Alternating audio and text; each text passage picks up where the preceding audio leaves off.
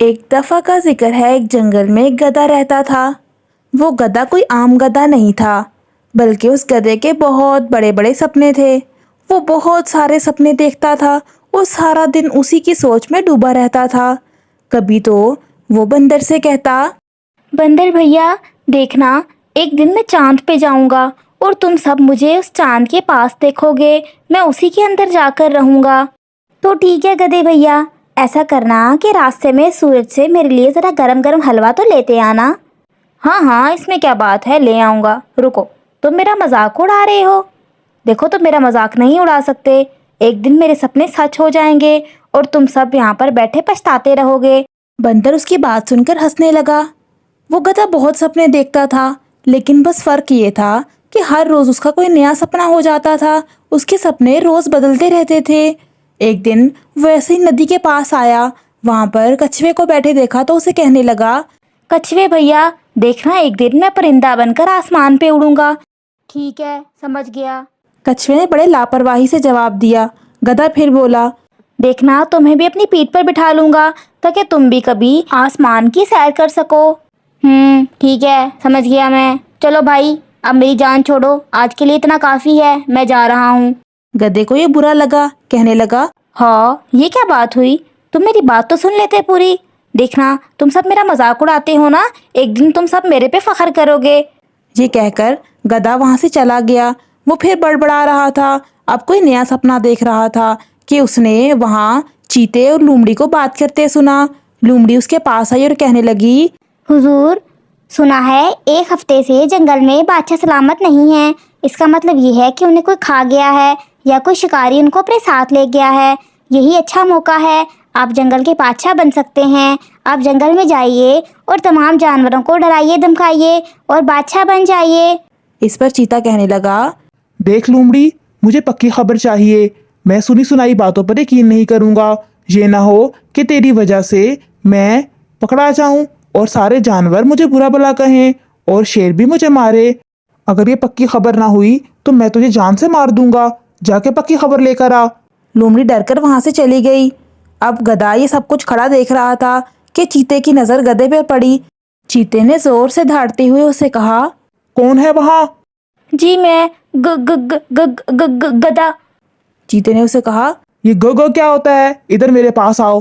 گدھا اس کے پاس کیا۔ تم کیا میری باتیں سن رہے تھے؟ نہیں حضور، میں آپ کی باتیں نہیں سن رہا تھا، میں تو سوچ رہا تھا کہ ایک دن میں راجکماری سے شادی کر کے انسانوں کی دنیا میں چلا جاؤں گا اور انہی کے ساتھ رہوں گا۔ چیتا زور سے ہنسا اور بولا، تم انسانوں کے ساتھ رہنا چاہتے ہو ایک جانور ہوتے ہوئے؟ گدھے کو کون رکھے گا اپنے ساتھ؟ نہیں، ایسی بات نہیں ہے چیتے بھیا، دیکھنا، میں انسانوں کی دنیا میں جاؤں گا، پیاری سی راجکماری سے شادی کروں گا اور وہیں پر رہوں گا۔ چیتا ہنسنے لگا اور کہنے لگا، تم میرا مذاق اڑا رہے ہو، رکو ابھی میں تمہیں بتاتا ہوں۔ چیتا اسے کھانے کے لیے آگے بڑھا تو پیچھے سے بندر آیا اور آ کر کہنے لگا، چیتے بھیا، اس کو معاف کر دیں، یہ بے وقوف ہے، یہ ہر وقت بس ایسی ہی باتیں کرتا رہتا ہے، پورا دن اس کا انہی سپنوں میں گزر جاتا ہے، آپ اسے چھوڑ دیں، یہ بے وقوف سا ہے، آپ اسے کھا کر کیا کریں گے؟ اس پر چیتا کہنے لگا، شکر ہے بندر تم نے مجھے بتا دیا، نہیں تو ایک بے وقوف جانور میں آج کھا لیتا، مجھے اس کو نہیں کھانا، جاؤ تم یہاں سے۔ گدھے نے چیتے کا شکریہ ادا کیا اور بندر کا بھی، اور وہاں سے بھاگ آیا۔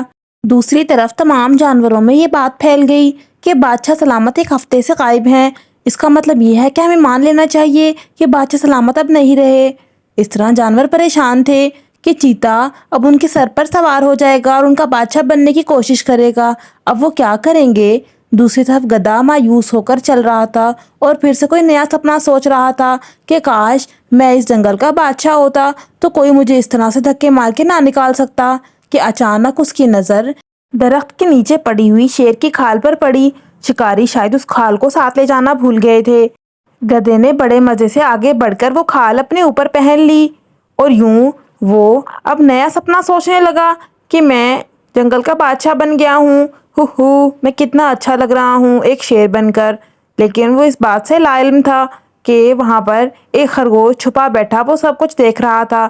خرگوش باقی جانوروں کے پاس گیا اور ان کو خبر دی کہ میں ابھی بادشاہ سلامت کو جنگل میں مزے سے لوٹتے آتے دیکھ رہا ہوں، وہ جنگل میں بڑے خوشی خوشی واپس آ رہے ہیں۔ جانور بہت خوش ہو گئے उस तरफ लोमड़ी को भी ये खबर मिली तो लोमड़ी उस चीते के पास गई और जाकर उसको बताया। हुजूर, बादशाह सलामत वापस आ गए हैं। वो काफ़ी गुस्से में दिख रहे हैं। वो आपको नहीं छोड़ेंगे। बेहतर है कि आप ये जंगल छोड़कर भाग जाएं, इससे पहले कि वो आप पर हमला कर दें। चीते ने जैसे ही ये खबर सुनी वो तो वहां से जल्दी से भाग गया। जानवरों को ये खबर पता चली तो जानवर बहुत खुश हुए। उन्होंने आकर उसका भी बहुत शुक्रिया अदा किया। बादशाह सलामत का सबने मिलकर बहुत अच्छा इस्तकबाल किया और सब खुश हो रहे थे कि इसमें गधा भी खुश हुआ कि चीता वो जंगल छोड़कर चला गया है। गधे से रहा नहीं गया और वो जोर जोर से अपनी आवाज निकालने लगा, ढींचू ढींचू। इतने में सारे जानवरों को पता चल गया कि ये क्या, ये तो एक गधा है। उनको समझ आ गई कि यकीनन गधे ने शेर की खाल पहनी हुई है। जानवर उसको मारने के लिए उसके पीछे दौड़े तो वो वहां से बहुत मुश्किल अपनी जान बचाकर भागा। भागते भागते बहुत दूर आकर उसने सांस लिया। सामने बंदर बैठा हुआ था।